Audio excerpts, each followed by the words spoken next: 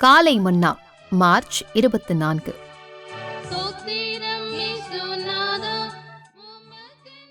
கிறிஸ்துவை வெளிக்காட்டுவோம்.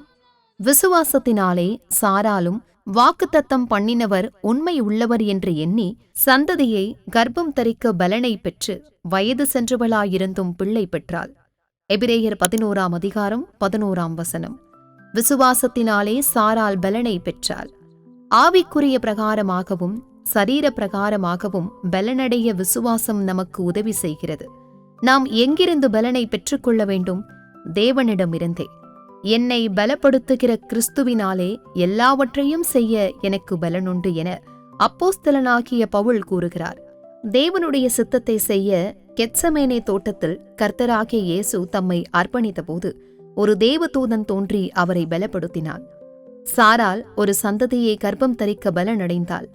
ஆவிக்குரிய ஜீவியத்தில் கனி உள்ளவர்களாயிருக்க தேவன் நம்மை பலப்படுத்துகிறார். எவ்வளவுக்கு அதிகமாய் நாம் விசுவாசத்தை பெறுகிறோமோ அவ்வளவுக்கு அதிகமாய் நாம் தேவனுக்கென்று கனி கொடுக்கிறவர்களாயிருப்போம். சாராளின் இந்த சந்ததி கிறிஸ்துவையும் குறிக்கிறது. விசுவாசத்தினாலே கிறிஸ்து அல்லது கிறிஸ்துவின் சுபாவம் நமது வாழ்க்கையில் உருவாக்கப்படக்கூடும். அது போதாது. சாராள் கர்ப்பம் தரித்து ஒரு பிள்ளையை பெற்றாள்.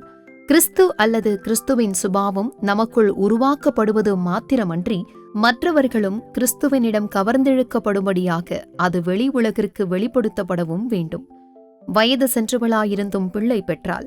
நான் மனஸ்தாபத்துடன் தேவனிடம் திரும்புவதற்கு அதிக தாமதமாகிவிட்டது என்றோ, தேவன் தமது கிருபையை எனக்களிப்பதற்கு அதிக தாமதமாகிவிட்டது என்றோ நீங்கள் எண்ணலாம். அப்படியல்ல, அது தவறானது. கிறிஸ்துவின் சுபாவம் உங்களில் உருவாகவும் தேவ நாம மகிமைக்காக அது உலகிற்கு வெளிப்படவும் முடியாதபடி காலம் இன்னும் அதிக தாமதமாகிவிடவில்லை. வாக்குத்தத்தம் பண்ணினவர் உண்மை உள்ளவர் என்று அவள் எண்ணினாள். சாராள் தன் சரீரத்தின் நிலைவரத்தையும் தன் புருஷனின் சரீரத்தின் நிலைவரத்தையும் பார்த்தபோது ஒரு சந்ததியை பெறுவது சாத்தியமற்றது போல அவளுக்கு தோன்றிய போதிலும் தேவன் வாக்குத்தத்தம் பண்ணினதை நிறைவேற்ற உண்மை உள்ளவர் என அவள் எண்ணினாள். அவ்வண்ணமாகவே அவரும் நிச்சயமாகவே உண்மை உள்ளவராக இருந்தார். கர்த்தருக்கு ஸ்தோத்திரம். Morning Manna, March 24th, 2026. Manifest Christ.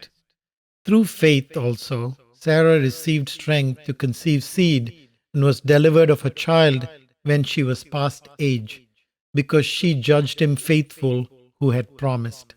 Hebrews chapter 11, verse 11. Through faith, Sarah received strength.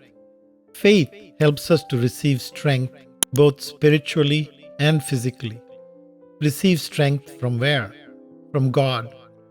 Paul says, I can do all things through Christ who strengthens me. Philippians chapter 4, verse 13.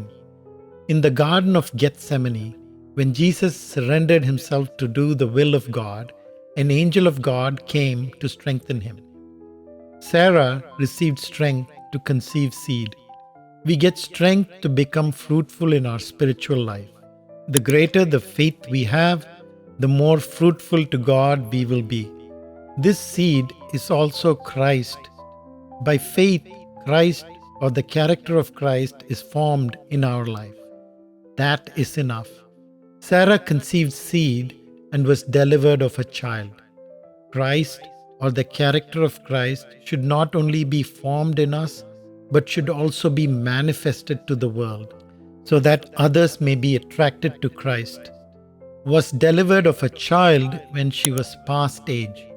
You may think it is too late for you to repent and turn to God, or that it is too late for God to give you grace. No, you are wrong. It is never too late for you to have the character of Christ formed in you and have it manifested to the world for the glory of God. She judged him faithful who had promised. Although it appeared impossible when she looked at the state of her body, she decided God was faithful to fulfill what he had promised. And he sure was. May God bless you.